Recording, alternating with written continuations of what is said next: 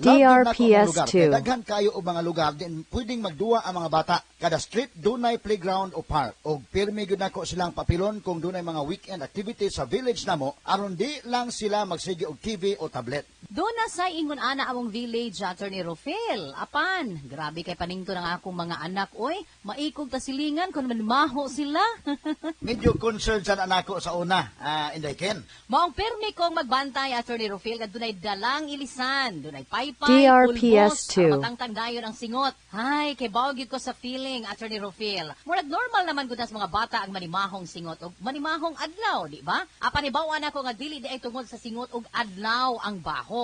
Tungod ay kana sa odor-causing germs. Mao ba? Wala gyud ko hibaw na Inday Ken. Oo, Attorney Rofel, maong dili igo nga hangtod sa ordinaryong detergent lang ang gamiton sa paglaba. Mugamit sa kog Downy Antibac.